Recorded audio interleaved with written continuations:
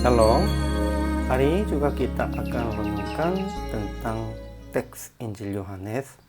Teksnya masih pasal 4 dan ayat 43 sampai 54. Saya sudah bagi 3 paragraf. Paragraf yang pertama, ayat 43 sampai 45. Ketika Yesus kembali ke daerah Galilea, orang-orang di sana menyambutnya dengan senang hati, sebab mereka telah mendengar segala sesuatu yang Yesus lakukan di Yerusalem. Paragraf yang kedua, ayat 46 sampai 50. Seorang pegawai istana datang dan meminta kepada Yesus untuk menyembuhkan penyakit anaknya. Yesus berkata, "Pergilah, anakmu hidup." Dan dia kembali ke rumah. Paragraf yang ketiga, ayat 51 sampai 54. Ketika pegawai istana pergi, anaknya disembuhkan dan dia, seluruh keluarganya percaya Yesus. Kesimpulan hari ini, setelah 2 hari tinggal di kota Syekar di Samaria, Yesus kembali ke Kana di daerah Galilea. Menurut teks, sebab seorang nabi tidak dihormati di negerinya sendiri, dan orang-orang di Kana menyambutnya dengan senang hati, sebab mereka telah mendengar segala sesuatu yang Yesus lakukan di Yerusalem pada hari Raya Paskah. Ketika Yesus masih tinggal di sana, seorang pegawai istana datang dan meminta kepada Yesus untuk menyembuhkan penyakit anaknya. Dan Yesus berkata, "Kalau kalian tidak melihat keajaiban-keajaiban, kalian tidak percaya." Maksudnya harus lebih dahulu percaya daripada keajaiban.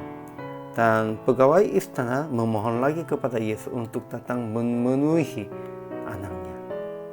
Namun Yesus berkata, "Pergilah, anakmu hidup."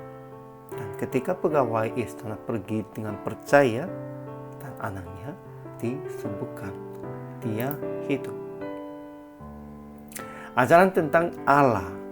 Pertama, Yesus sendiri telah bersaksi bahwa seorang nabi tidak dihormati di negerinya sendiri. Ya, sampai itu juga banyak hamba Tuhannya tidak dihormati di daerahnya tempat asal. Begitu. Kedua, Yesus berkata kepada seorang pegawai istana, "Jika kamu tidak melihat tanda dan mujizat, kamu tidak percaya." Ketiga, Yesus berkata kepadanya, "Pergilah, anakmu hidup." Kalau begitu, ajaran bagi kitanya. Pertama, orang-orang di Galilea menyambut Yesus dengan senang hati, sebab mereka telah mendengar segala sesuatu yang Yesus lakukan di Yerusalem.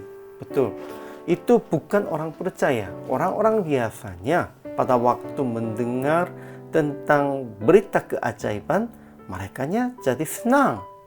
Memang itu juga begitu. Pada waktu mereka melihatnya yang baik-baik, merekanya senang. Namun kalau mereka mendengar tentang teguran, hati merekanya pasti menjadi tidak senang, dan merekanya membenci Yesus. Kedua, seorang pegawai istana datang dan meminta kepada Yesus akan datang ke Kapernaum untuk menyembuhkan penyakit anaknya. Ketiga, pegawai istana percaya akan perkataan yang dikatakan Yesus kepadanya, lalu pergi dan anaknya hidup, sehingga dia dan seluruh keluarganya percaya Yesus. Aplikasi hari ini. Pertama, janganlah bersenang hati hanya pada saat melihat mujizatnya atau mendapat kebaikan dari Tuhan.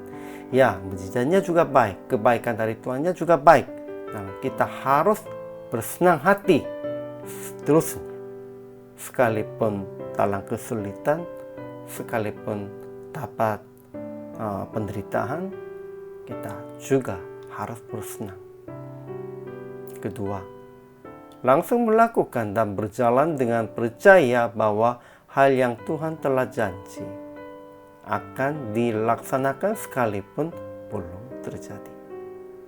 Ketiga, saksikan kekuatan Yesus dan hasil kepercayaan kepada orang-orang sekitarnya. Kita harus menjadi saksi Yesus.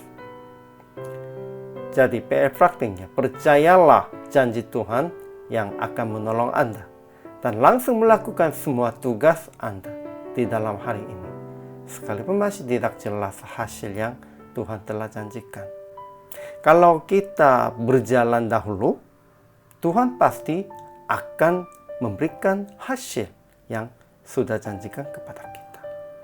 Inilah percaya kita.